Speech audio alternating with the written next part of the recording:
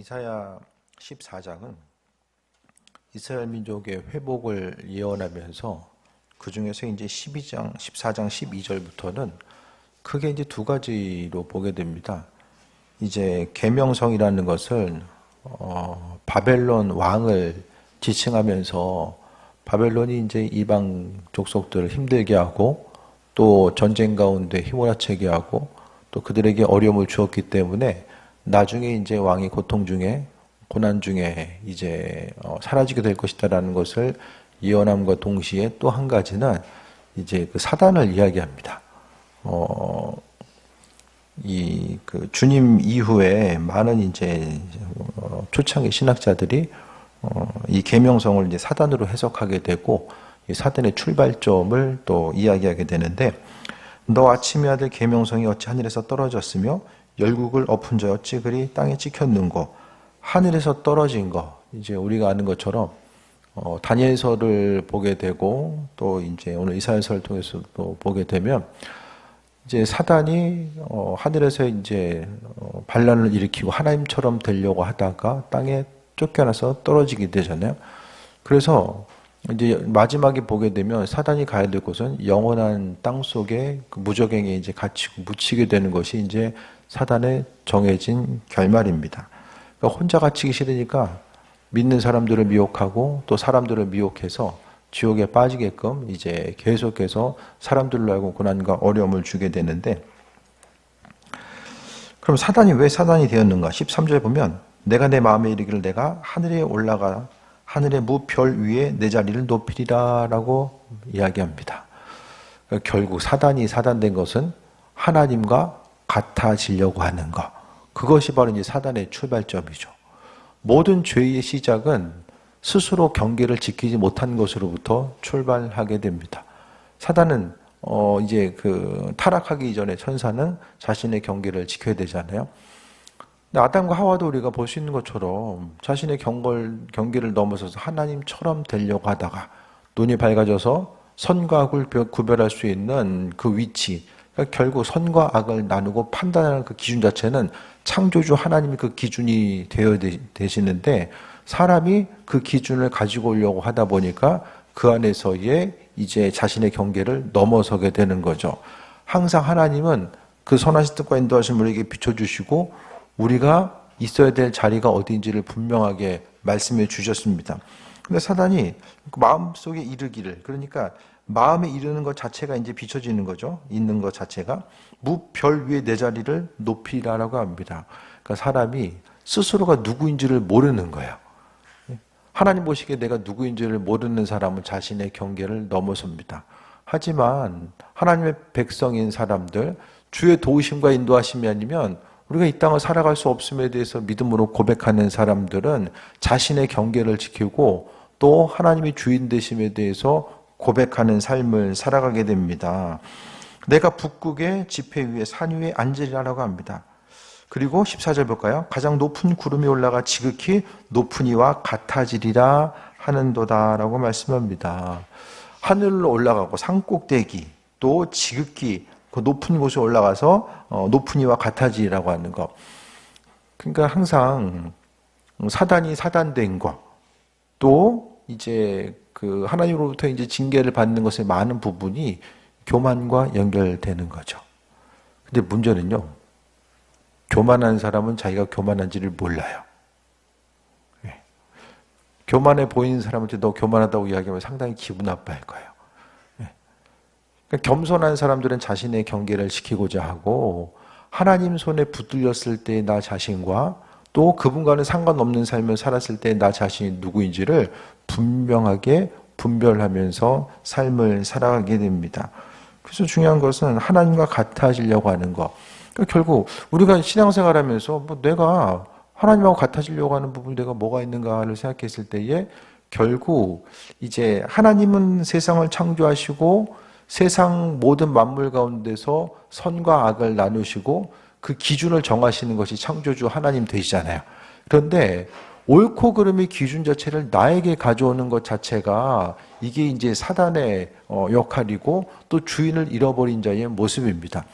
그래서 무엇을 하든지 간에 주인 되신 하나님이 원하신 일들이 무엇인가에 대해서 분별하는 거죠. 이것이 옳은지 아닌지에 대해서 항상 우리는요, 주님의 뜻을 먼저 살펴보아야만 합니다. 내가 먼저 결정하고 하나님의 뜻이 무엇인지를 간구하는 것 자체 이게 의미가 없어요. 항상 우리는요, 주의 뜻이 무엇인지를 분별하고자 하고 또 아버지께서 주인 되신다는 것이 내 삶을 통해서 증거되어야 되거든요. 그 증거되는 것이 묻는 거예요. 겸손함의 증거는 항상 묻는 사람입니다. 묻는다라는 것은 내 삶의 주인 되시는 분이 하나님임을 고백하는 거예요.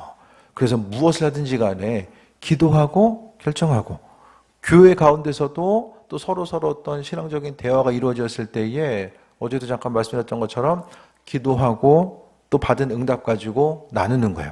그래서 기도하고 움직이면 확신이 생겨요.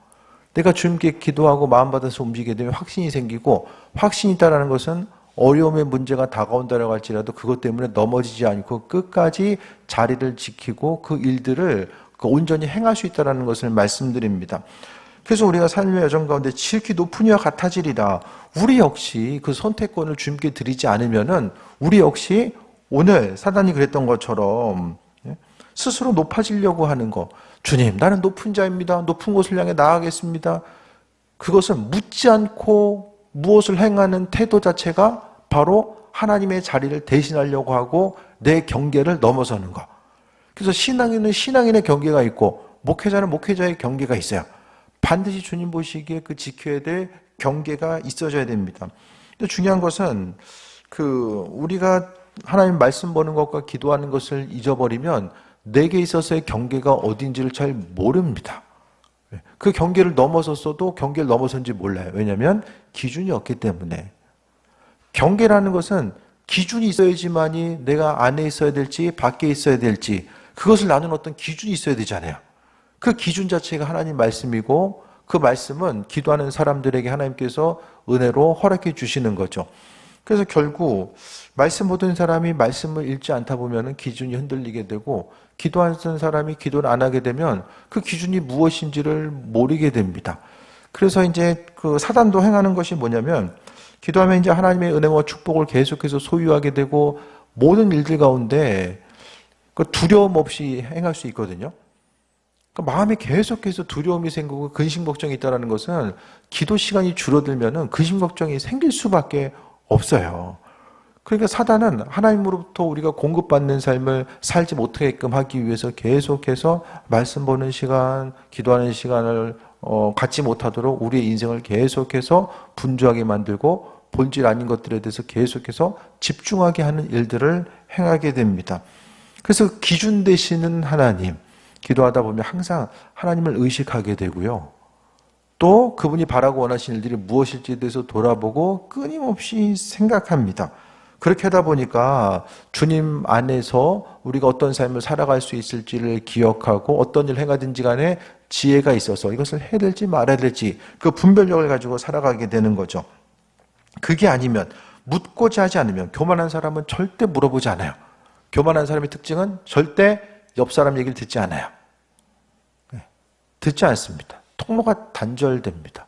교만하다라는 것은 나에게 있어서 어떤 온전한 이야기, 신앙적인 조언, 또 세상적인 그 지혜적인 부분을 이야기할 수 있는 사람들 자체가 한둘씩 조금씩 사라져가요. 그것이 바로 이제 교만함에 있어서 하나의 증거이고 결국에는 하나님 말씀도 듣지 않는 거죠. 왜? 내가 왕 되어야 되기 때문에. 내가 왕이 되어야 되기 때문에 교만해지는 거예요.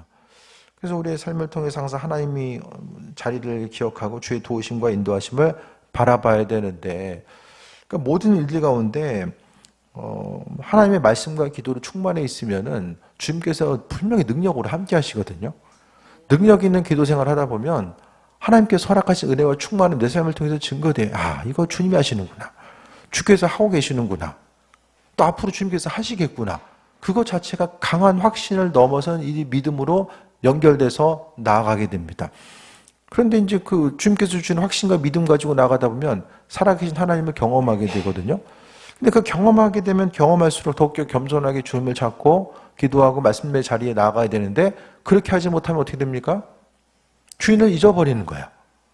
그래서 하던 신앙적인 어떤 열심이 점점 사라지게 되고 하나 둘씩 또 이제 하던 것을 잊어버리게 되면은 결국에는 이 본질로부터 벗어날 수밖에 없습니다. 목회자도 그렇고 성도들도 다 마찬가지입니다. 항상 우리가 하나님의 지혜가 있어줘야 된다는 것은 주님을 의식하는 삶이 아니면 나도 모르는 사이에 그동안에 그러니까 영적으로 민감하다 보면 주님을 계속해서 의식하거든요. 의식한다는 것이 좀 쉽게 이야기하면 눈치 보는 거죠. 하나님 눈치를 보면서 어떤 일을 행하고 행하지 않고를 결정하고 나갔다고 한다면 주님의 지혜가 없고 내 삶의 주인이 내가 되면 하나님을 전혀 의식하지 않는 거야. 내가 하고 싶은 것은 행하고 하기 싫은 것은 안 하게 되는 결과들이 계속해서 나타나게 됩니다. 항상 은혜 가운데 겸손함으로 나아가는 사람은요, 하나님께서 그에 합당한 은혜와 충만함으로 더해주시는데 내가 하나님을 전혀 의식하지 않고 삶을 살아가는 것. 그러니까 이것이 바로 하나님과 은혜와 형통함, 그분과 연결되어 있어야 되는데 사단은 계속해서 높아지려고 하는 이 교만함이 사단의 특징이거든요. 사단은 교만하고 또 분열시킵니다. 다툼과 분쟁과 분열을 계속해서 일으키게 되고 또 원망하게 만들고 또 사랑이 없이 만들고 또 우리로 하여금 우린 끊임없이 하나님 앞에 붙어있고 그분과 연결되어서 살아가야 되는 것이 우리의 존재거든요. 물고기가 물을 떠나서는 살 수 없잖아요. 주님으로부터 계속해서 공급받는 삶을 살아가야 되는데 사단은 어떤 일을 합니까? 사람으로 하여금 계속해서 관계의 단절, 주님 없이도 삶을 살아갈 수 있다라고 하는 내적인 확신을 사단은 주는 거야. 그래서 주님이 원하시는 것이 아니라 내가 원하는 것, 내 육신이 원하는 것. 육신이 원하는 것, 그것을 향해 나아가는 거죠. 그래서 우리 한 사람 한 사람은 다 몸에 연약함이 있어요. 말씀대로 살고 또 기도하고 주께 나아가고 하고자 했을 때에 내가 또 감당해야 돼. 육신이 있기 때문에 감당해야 돼. 피곤함과 연약함이 있거든요. 그 연약함이 하나님의 말씀과 반응하기보단 그 육신의 연약함이 어떤 사단의 미혹과 움직여서 반응하게 되면 우리가 많은 부분에 대해서 또 잊어버리고 살아갈 수밖에 없습니다. 기도하는 사람들은 또 기도에 대해서 의미를 두는 사람들은 끝까지 기도해야 됩니다. 기도 시간이 점점 줄어들면 줄어들수록 어떻게 됩니까? 내 생각과 관점, 내 자아가 계속 올라오게 돼요. 그래서 뭐 주님 없이도 인생 사는 것이 별로 문제가 되지 않는다고 생각합니다. 이건 뭘 이야기합니까? 그냥 기도하지 않아도 삶을 살아가는 것 자체가 커다란 문제가 되지 않는다고 생각하는 거예요. 그런데 그 순간이 정말 위기의 순간임에도 불구하고 그 위기가 위기인지를 알아차리지 못한다라는 거예요. 그것이 바로 어떤 그 영적인 퇴보, 심령의 교만함에 있어서의 문제가 됩니다. 목사님들도 이제 목회가 커지면은 목양할 대상들이 넓어지다 보면 할 일들이 점점 많아지거든요. 일이 많아지면 만나야 될 사람도 많고 또 준비해야 될 것도 많고 너무나 많아지는 거예요. 그렇게 하다 보면 점점 더 이제 몸이 피곤하고 하니까 기도 시간이 또 짧아지고 그렇게 하면은 기도 시간이 짧아지시면 짧아질수록 이 사단의 그 미혹을 받을 수 있는 가능성은 이제 더 커지는 거죠. 점점 더 계속해서 커질 수밖에 없어요. 그렇게 되면 이제 주인을 잃어버리게 되고 환경 따라서 급하면 급한 대로 행동하고 이렇게 이제 몸이 조금 더 원하는 쉽고 편안함을 향해서 나가다 보면 계속해서 하나님께서 원하신 일들 또 겸손함을 향해서 나아갈 수가 없다라는 거예요. 그래서 앞서 말씀드렸던 것처럼 하나님 말씀은 기준입니다. 우리의 삶의 정건이 기준이에요.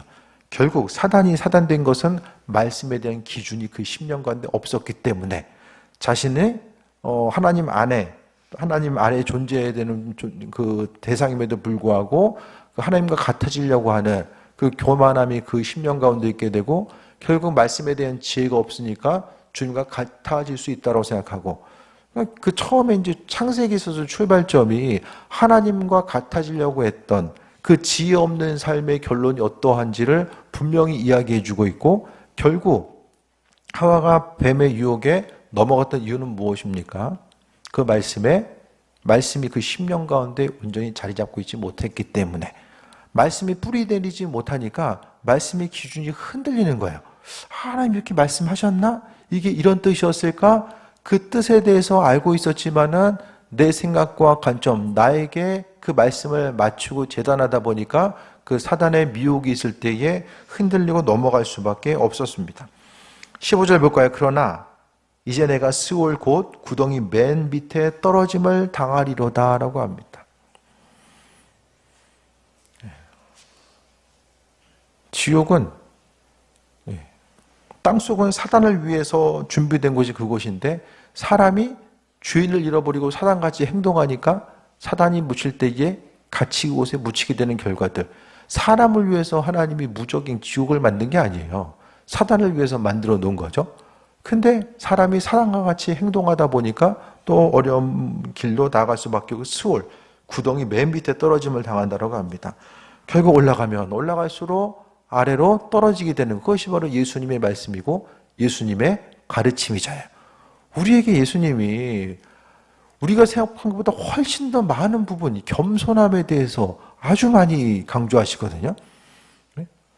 이 겸손함을 마치 이 믿음의 중요성처럼 이렇게 많은 부분 강조하고 있으세요. 왜 그럴까?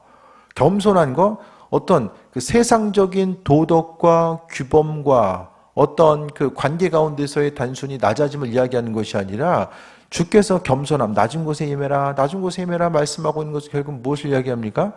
주인을 잊어버리지 말라는 거예요. 주인이 누구인지를 깨달아 알고 지켜야 될 자리를 지키라는 거죠. 그러니까 신약에서도 보면 그리스도 예수 주님을 잃어버린 사람들은 항상 내가 주인 되어서 삶을 살려고 하는 거죠. 믿음의 여정 가운데 힘든 건, 신앙생활이 힘든 건요, 어떤 눈에 보이는 육체적인 활동 때문에 힘든 게 아니라 우리의 선택권을 항상 주님께 내어드려야 되기 때문에 사단이 했던 것처럼 내가 주인 돼서 내 마음대로 인생 사는 것이 아니라 우리의 선택권을 주님께 맡겨드려야 되기 때문에 그 부분이 어려운 거예요. 그게 왜 어렵습니까? 주님을 의식하고 그분을 기억하는 삶을 산다면 그것이 어려움이 있거든요. 왜냐하면 항상 내가 바라고 육신이 바라고 원하는 것이 하나님 원하시는 것과 일치되면 좋은데 그렇지 않을 때가 또 많이 있잖아요.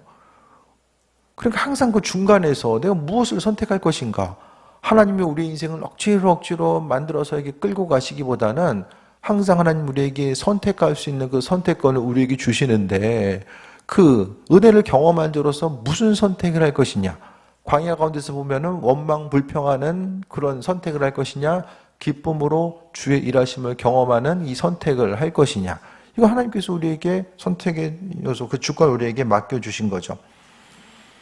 16절 보겠습니다. 너를 보는 이가 주목하여 너를 자세히 살펴보며 말하기를 이 사람이 땅을 진동시켜 열국을 놀라게 하고 세계를 황무하게 하며 성읍을 파괴하며 그에게 사로잡힌 자들을 집으로 놓아 보내지 아니하던 자가 아니냐 하리로다. 주변 사람들이 이제 그 땅 속에 묻히게 될 사단을 보고 또 이제 이렇게 이야기한다라는 거죠. 조롱의 대상이 되는 거예요. 올라가면 올라갈수록 우리 스스로요, 항상 우리는 생각을 하잖아요. 그 생각 자체는 하나님께서 우리에게 생각하게 하신 것은 하나님과의 관계성 가운데서 주의 뜻을 분별할 수 있도록 생각하라고 주신 건데 주님과는 상관없이 사람들이 이제 생각을 하게 되는 거예요. 그럼 그 결과 자체는 무엇과 연결됩니까? 내 육신의 편안함과 안일함과 이게 연결이 될 수밖에 없는 거죠. 주님 없이 높아지려고 하면 할수록 늪에 빠진 것처럼 우리는 앞으로 나아갈 수가 없어요. 우리는 하나님 손에 붙들린 삶, 주의 손에 붙들린 삶을 살아가야 됩니다. 어느 위치에 있든지 하나님께서 들어서 옮겨주시고 그 들어서 옮겨 사용하시는 그 장소가 우리가 있어야 될 것, 온전히 쓰임받아야 되는 장소가 거기라는 거예요. 사단은 끊임없이 하나님과 같이 되려고 하고 하나님의 자리를 침범하고 또 주변 사람들과의 관계성 가운데 대화할 때도 내가 마치 하나님인 것처럼 또 대화할 때가 있잖아요. 무엇보다도 주의 뜻을 분별하면서 나아가고자 하는 모습, 우리 심령 가운데 주님의 이끄심과 인도하심을 바라보고 하나님과 같아지려고 하는 것이 아니라 항상 주님의 우리를 향하신 계획하심이 무엇인지를 분별하고 겸손함 가운데 나아가는 거죠. 사단의 말로는 비참합니다. 구덩이에 떨어지게 되고 18절 볼까요? 열방의 모든 왕들은 각각 자기 집에서 영광 중에 자지만은 19절에 오직 너는 자기 무덤에서 내쫓겨였으니 가증한 나무가지 같고 칼에 찔려 돌구덩이에 떨어진 죽음돌에 둘러싸여 밟힌 시체 같도다. 스스로 주인된 삶의 말로가 이렇다라는 거예요.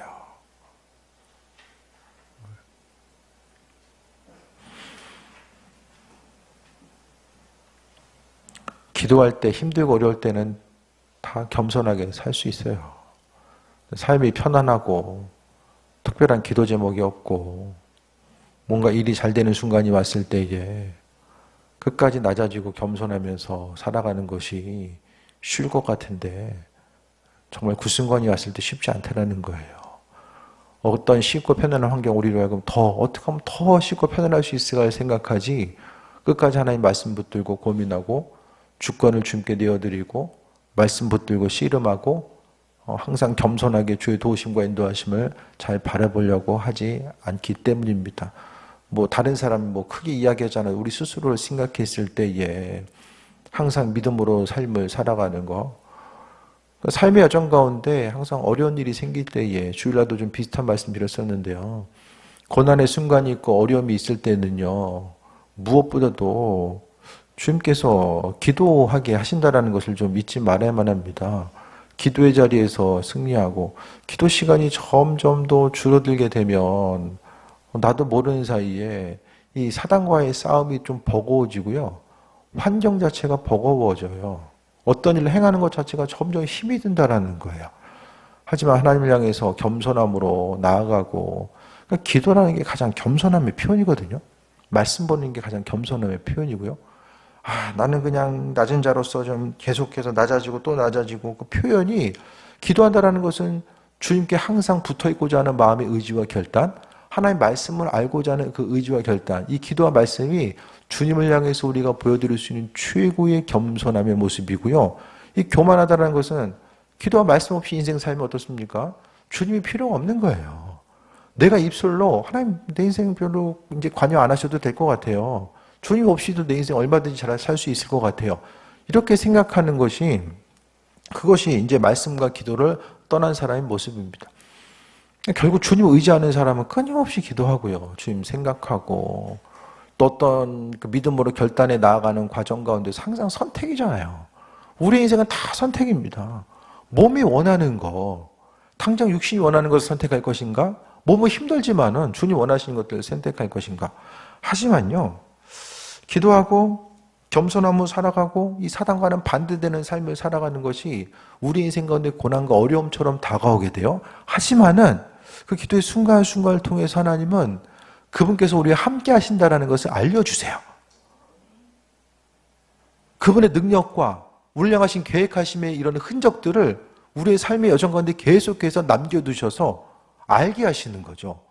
막연한 것이 아니라 그래서 제가 능력 있는 기도 생활을 해야 된다고 말씀드린 것 자체가 살아계신 하나님을 경험하고 우리의 삶의 여정 가운데 크나큰 일들을 행하시는 것들에 대해서 바라보면서 나아가는 거죠.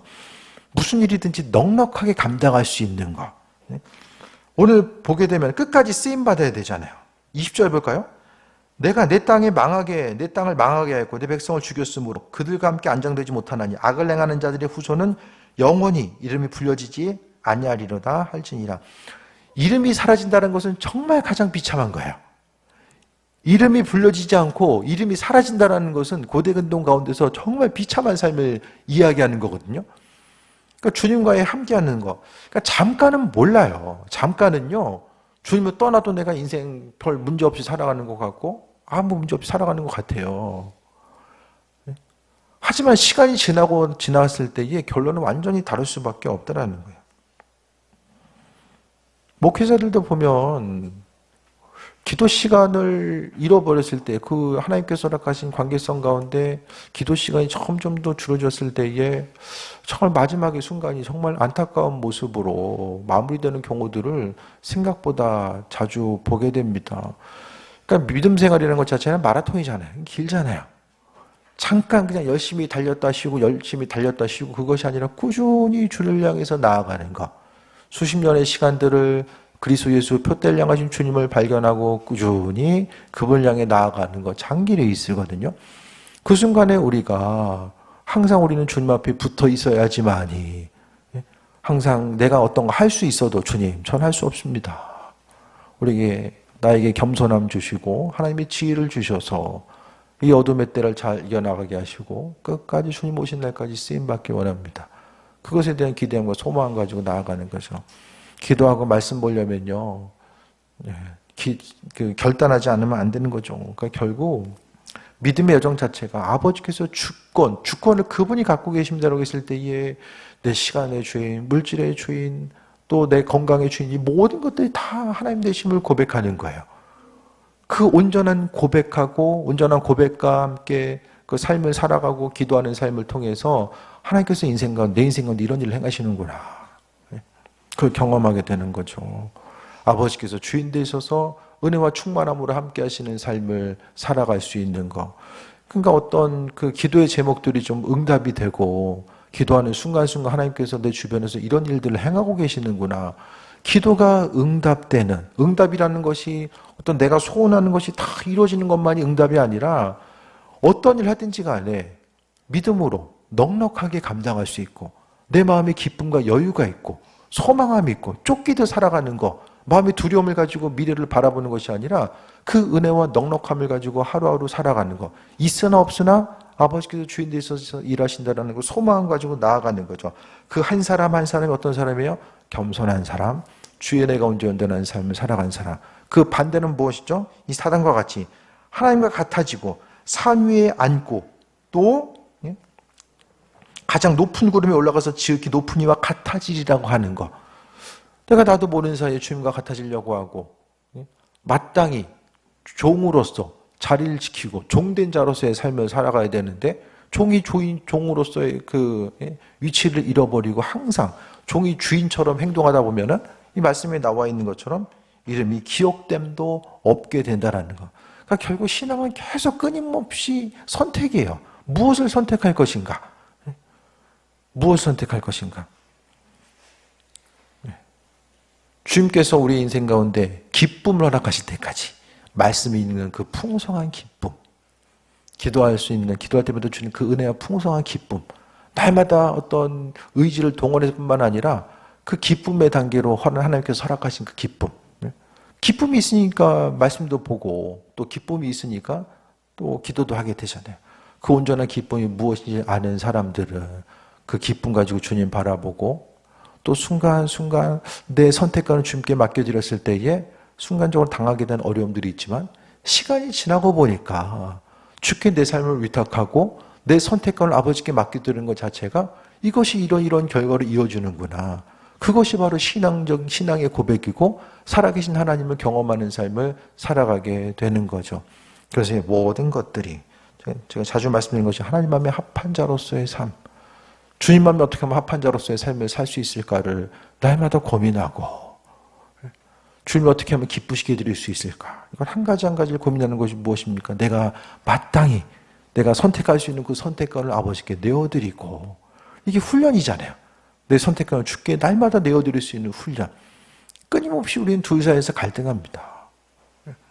끊임없이 갈등하게 돼요. 그 갈등 가운데서 무엇을 선택할 것인가? 마음을 정하고 항상 겸손하게 주님을 바라보는 삶을 살고자 했을 때에 내가 스스로 높여지려고 안 해도 주께서 높여주셔서 이것이 바로 예수님의 가르침이잖아요. 주님이 높여주신다. 낮은 점을 통해서 나아가고자 했을 때 주님이 높여주신다. 오늘 본문의 사단처럼 스스로 꼭대기로 올라가고자 했을 때에 결국 사라짐의 이름이 사라지고 땅속에 묻힐 수밖에 없는 안타까운 모습이 될 수밖에 없다라는 거예요. 말씀을 잘 기억하시고 우리가 주님 만나는 그 순간까지 끝까지 아버지 만날 때까지 우리의 영성이 더욱더 깊어지고 살아계신 하나님을 더 깊이 경험하고 수많은 사람들이 하나님 어딨냐라고 이야기하는 이때에 나의 삶을 통해서 내 옆에서 여전히 동행하고 계시고 수많은 일들을 이루고 계시는 그분이 함께하고 계신 증거들은 수없이 많은 부분 우리에게 삶의 정거에 나타날 수 있거든요. 아버지께서 여전히 기도하는 순간마다 함께하고 계심에도 불구하고 우리가 영적인 감각들이 퇴보되고 육적인 것만 지나치게 발달되어 있으면 아버지께서 무엇을 행하고 계신지 말씀하셔도 잘 모를 수밖에 없고 또 기쁨과 감사로서도 나아갈 수가 없습니다. 깨어서 겸손함으로 주님 바라보고 이 땅 가운데 존재하게 쓰임받는 삶, 창조주 하나님께서 우리를 불러주시고 함께 하신 이유와 목적이 있다는 사실을 기억하고 우리가 이 땅 가운데 두려움이나 근심 걱정 없이 눌리지 않고 기쁨 가지고 내일 하루를 기대하고 또 다음 한 주간을 기대할 수 있는 이 모든 것들은 아버지께서 주인 되셨을 때에 내가 기도의 자리를 지키고 말씀의 자리를 지켰을 때에 아버지께서 믿는 이들에게 자녀들에게 그분 의지한 한 사람 한 사람에게 허락하신 은혜를 우리가 경험하게 됩니다. 그래서 순간순간 선택이 고통스러울 때도 있지만 아버지께서 최후의 아름답게 하시고 열매 맺게 하신다는 사실에 대해서 기억하며 기쁨으로 주께 나아가는 또 기도의 자리를 지키고 말씀의 자리를 지키고 승리하는 귀한 삶 되시기를 축원드립니다. 기도하겠습니다. 날마다 삶의 여정 가운데 함께 하시니 감사드립니다. 주께서 주인 되셔서 은혜와 충만함으로 함께 하시니 감사합니다. 아버지께서 주인 되시오니 주인 되신 주님을 주인으로 고백하고 우리의 삶의 주권을 아버지께 내어드리길 원합니다. 우리의 생각대로 나아가지 않게 하시고 끊임없이 기도하고 주께 감사하고 또 주께 영광 돌리고 또 아버지 사랑하는 마음이 날마다 입술을 통해서 고백될 수 있도록 인도하여 주옵소서. 말씀 볼 때마다 우리에게 지혜로 채워주시고 영적인 민감함 허락하여 주셔서 영적인 능력과 영적인 감각을 허락하여 주셔서 주님 허락하신 것들을 분별할 수 있는 지혜와 능력 또한 하나님 허락하여 주옵소서. 크신 사랑에 감사드립니다. 예수님의 이름으로 기도드립니다. 아멘.